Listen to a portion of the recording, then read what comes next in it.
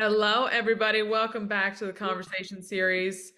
I am thrilled today to have a James Beard Award winning chef, Mr. Chef JJ Johnson, here with me. He's the founder at FieldTrip. He's been, in this world for quite some time, so I'm so excited for him to be here for us to dig into the simple art of rice and that's his newest book and his background. So, Chef, just thank you for joining me today. Oh no, thanks for having me, and I really appreciate it. I always ask the question, the beginning of question of just food for you and cooking for you. Where did it start? To give everybody a little background of where your passion began. Food for me started in my grandmother's kitchen in Pennsylvania. I used to get up on a milk crate and help her peel carrots and onions, or that's what I thought I was doing. And she really injected food DNA into my soul, Love it. um, which is why I cook now. I believe food is one of the greatest connectors in the world, and really helps bring people together. I love it. I think it's one of you can sit around a table, you can have a great meal, you can connect with everybody. I think it's one of the best connector in like any point around the world that you can have with family, with friends, whoever it may be. It's the best thing in the world. Yeah. That's how I grew up. It was a long table. Oh yeah. Everybody came over on a Sunday. Oh, We ate, we cooked. It was a really great time, and I really it's something I try to do now that I feel gets lost, but I still yeah. sit around the table with my kids, and I love the moments when I have friends or family over. I love it.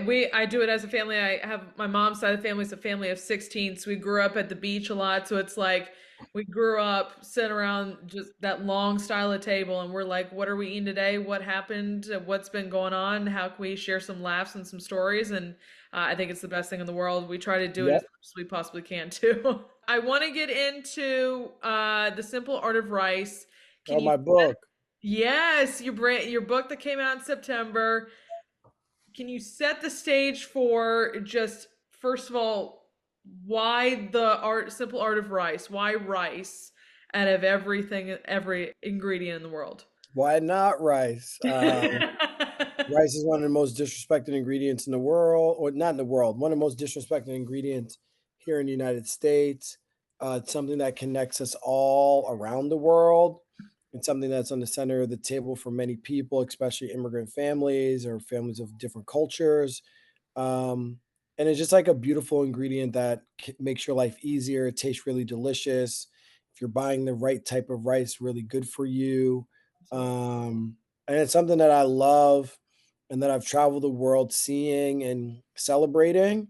And I wanted to celebrate wanted to celebrate rice because it's something that's just not celebrated in the country the right way based off of history and what has happened.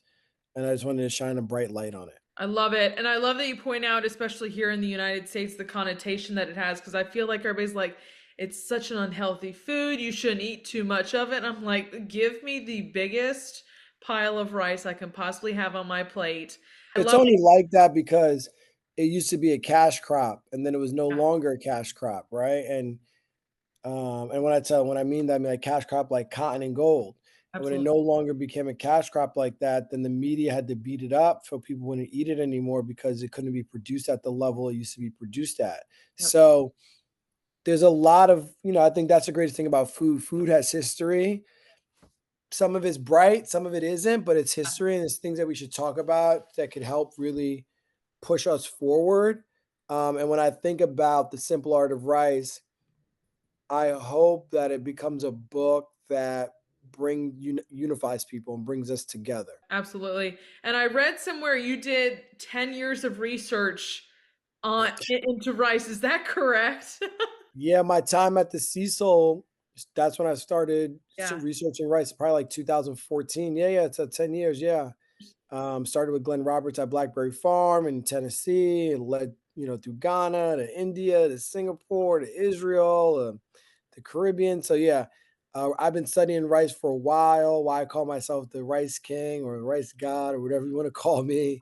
Um, but my perspective of it is like very different, a different type of lens Yeah. that many people don't talk about it the way I do. And connecting it with Field Trip and what you serve at Field Trip, I just want to hit on the moment you were okay. I'm gonna go and do my own thing. I'm gonna go open up my own restaurant. What was that moment for you and why Field Trip? I was working at the Cecil. I worked really hard for those folks. Yeah. And I was like, if I work really hard for somebody else, I wonder what it would be like working for myself. I mean, I always had the entrepreneurial spirit. Field Trip, I wanted it to be and feel like Momofuku, but I couldn't raise enough money to do that. And I raised just enough money to do fast casual. I never worked in a fast food restaurant in my life, so I was learning on the job. Love it. And why the name Field Trip? Wasn't the original name. The first name was trademarked, and I didn't want to take a chance. And then Field Trip came to me on the couch with my wife. Fields are for the rice fields I love, and trips are for all the trips I've taken around the world. I love that. And now you've got four locations in different parts of New York, which I was looking at the menu. I was like, this looks just fucking delicious. I That's love cool. every single thing on here. I haven't been lucky enough to be up to New York and try it yet, but I was like, can I just transport We myself? got you. I mean, we're opening our fourth location in Atlantis in the Bahamas, so you could pull up down there if you Hey, want to. I'm here for that. We're opening the first week of July there in the Bahamas. I We love have our that. three locations in New York. Harlem location will be celebrating 5 years in July. Rock Center will be 3 years, and our Upper West Side location has been open for a year, but I feel like it just opened today because the Yeah. scaffolding came down. That's, it makes a difference. So we'll see. We'll see if it increases sales, but yeah. If it's a little bit better looking now without the scaffolding there. 100%. Like, I can get a picture with the sign. I don't even have a picture of the front of the space. Does it feel like time has flown by with the 5 years? Does it feel like it's been short, long? How has it felt having Field Trip open this long? It definitely has moved. I would say, like, it's felt short, it's felt long, it's felt Yeah, all the above. I think I'm just really thankful to still have a restaurant after the pandemic, yeah, or still just have a restaurant where people show up to, or have a place that people want to invest money into. So I'm really very grateful. I get really excited about hiring people that want to work hard. yeah, But startups are gritty and grifty and yeah, all the above. yeah.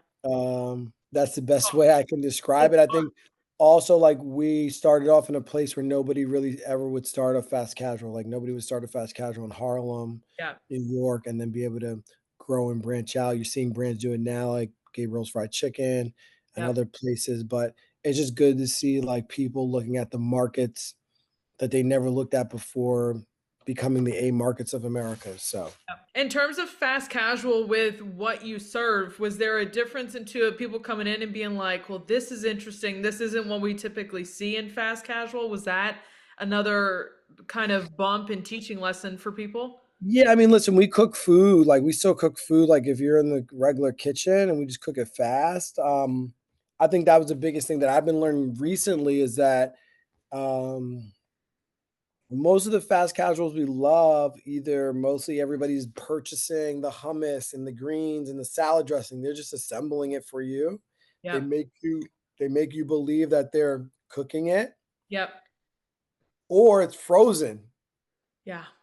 And it's getting cut out of a bag and fried and put on a bun with some sauce, and you're calling it the best fried chicken sandwich. Nobody's hand breading, Yep. battering the chicken. So, like, we are very much like a Chipotle where you cook, or even like a Panda Express where you cook, right? Yep. Um, and I have a lot of respect for all the fast casual brands out there that have been able to grow to multi-unit locations and keep up their consistency.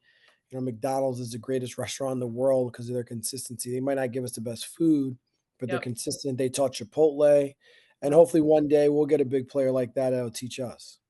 You're starting to see more of it because it's people sometimes just don't want to sit down in a restaurant for hours upon hours. They need something quick, they want to get home, they want to pick it up after work, like, or whatever it may be. You're starting to see more of these places and the popularity of them is just not slowing down at all. I Yeah, love I that. think people want better for you food. I mean, as Yeah, much as, like, developers or yeah, they tell us people don't want it, people want it.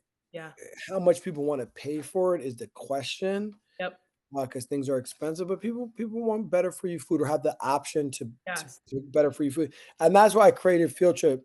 to give you this somewhat affordable option in Harlem, Rock Center, Columbia University, where you could eat really delicious food at an affordable rate. Absolutely. And I love your style and what you do with the African and Caribbean. How, like, first of all, why focus on that as yours? Because I think a lot of people could have just gone and done a variety of different things, but that's been your sole focus across the board between your restaurant, cookbooks, everything. I mean, it's just who I am. Like, I'm made up of the African diaspora. And if you can cook yourself on the plate, I think everybody wants to cook like their grandmother. I Yeah. don't care which chef you are, where you're from. And I also think when you're looking at the country now, Yeah. a lot of people are cooking from their diaspora, Yep. right? A lot of people are cooking the food of who they are. If it's at the Attaboy team, or if Yeah. it's even Danielle, or Yeah. Jean Georges, they're really diving into who they are as a person and putting that on the plate and expressing themselves that way. Yeah. And I think that's what's making food become great right now as this Yeah. like resurgent of food and restaurants in the country. If you ever travel around and go to the Caribbean, it's like it's some of my favorite food to eat, and I wish there was more Yeah, here. everywhere you go, the food is It's so so different. different. It's not the Yeah, same, you know. yeah, People are like, "Oh my god, the jerk! I want jerk chicken." And you go here, it's this way. You go here, it's that yeah, way. It's just very versatile and yes. also like celebrated and fun. I've been lucky enough that I've gotten to travel around the Caribbean, and like you just said, like there's one jerk chicken, there's another like it's completely different no matter where you go, and that's what I absolutely love about it. It's everybody's got a take on whatever they're making. What's your favorite place that you've been to? So we've done most recent trip was Jamaica. And that was pretty good, but it was spicy. Like it was a spicy jerk chicken we were having. Um but I it was like it was is incredible to me. It was probably Yeah, some of yeah, my favorite. Yeah. that's great. Yeah. What is yours? What's your favorite to go to? My favorite Caribbean island is probably Anguilla. Oh, The water's super yeah, blue. it's The beautiful. food is very different, right? I don't know if I keep forgetting if they call it crayfish or crawfish. It's like one of those places that you can really get that. They make amazing rum punch. Yeah. Of course, I like Barbados for the pepper sauce and the flying fish. Um, or the Bahamas, right? It's Yeah. different type of food, very English influence Yeah. there. So, um, but It's yeah, but Anguilla is probably my favorite of oh, them all. that's one I haven't been to yet, but it's on my list. I'm like, I just the beautiful blue water. I'm like, can we go? Can I book my plane ticket and head there now? Can I? We'll take good care of you there. Don't worry. Yeah, absolutely. I do want to hit on, I mean, people have seen your face on Netflix, on Food Network, on your own show, featured on Selena and Chef, just with the cookbooks, with your own restaurants. How do these opportunities come about for you to get on TV and do your own thing? Just Eats with Chef JJ. How do these things work? I'm just fortunate to be on television. Just Eats with Chef JJ. We've been on 5 years. Yeah, TV One and Clio really believe in me with Powerhouse Productions, which has been really nice. Um, the other shows, I get a call here or there. Sometimes I reach out to try to get on the network to get on television. yeah, I think for me, the vessel of TV is really I use it as a marketing tool yep, to help people know who I am and push them to get my food. And I think if you're able to do both of those things to connect people, because I'm on television and now you can go eat my food, yep, those chefs are really the biggest chefs in the world. yeah, Um, and that's what it's been able to do for me. yeah. So I'm really thankful for it. But yeah, I've been on television and hopefully I'll stay on. Yeah, I love Just Eats with Chef JJ. It's so entertaining, and I'm glad that you guys have been on for 5 seasons. And I love you get to bring some rice to everybody and get to show everybody how you do it in your style, which I love. I love it. I just want to focus on, the ingrained hospitality concepts and what your inspiration was behind this concept and how you aim to create cultural connections through food. Yeah, I mean, I think, thinking about that with Ingrid Hospitality, we were just developing and saying, like, the concepts that we'll roll out or support will always lean into culture and people that celebrate culture Yeah, to give them these unique opportunities to progress or change a food scene. yeah, Um, and that's what we've been able to do there or consistently keep doing. yep, And I think you see a lot, again, you're seeing a lot of folks taking different risk, and I hate using the word risk, but going to new categories that they're uncomfortable with to hopefully support that are growth categories. yeah. And that's what we've been able to do. When you're in the kitchen, what is the place of inspiration? When inspiration hits JJ, what does it look like? The place of inspiration is what was in the supermarket, what spices I have in my cabinet, Okay. and what do I need to cook through. Are you, and this is I probably know the answer to this. Are you a messy chef in the kitchen? Or are you a pretty clean? Like everybody who I've kind of seen as a chef is clean, but I'm like my kitchen is a disaster whenever I cook. I would say I'm clean in a regard, but no chef wants to clean their dishes. Like if you're cooking for a bunch of people, somebody needs to be the dishwasher. The So dishwasher. we're all that's all of us in the spirit, but we do try to work in a very clean, suffice area. But the dishes are definitely gonna pile up in the sink. JJ, my last question for you, just in general, is just what inspires you in this world that you were in? Oh, well, that's a good question. What inspires me to? I mean, my kids definitely inspire me every day. I think my kids are definitely. I think our parents, anybody's parents, want their kids to live a better life than they live, or give them things that maybe they didn't have, or still give them the things that their parents were able to give them. So they're a big inspiration. I would say my family, friends are an inspiration, and also like the team, like all the people I employ, are Yeah, also inspirations, right? And am saying as inspiration as I don't want to let those folks down. yeah. So I fight really hard to keep us going. I love it. I love it. You've got a good team too, it seems like. It seems like you guys got a hard-working team, uh, which is always is the probably the most important thing out there. Yeah, or the hardest thing to find. The amen. It definitely is. It definitely is. Well, Chef, I just can't thank you enough for joining me today. If you guys have not gotten Chef JJ's books, The Simple Art of Rice, and then we've got Between Harlem and Heaven as Or well. the OG book, the OG book, OG book. OG You book. gotta get the OG book and his newest and start cooking with some rice and all the different recipes he's got. And then stay tuned on all of his socials for if you're gonna see his incredible face back on TV anytime soon and where he'll be. But Chef, I just can't thank you enough for being here with me today. Thanks for having me, and I look forward to seeing you soon. Yeah, thank you. And as always, I will see you guys back here next time. Bye, y'all.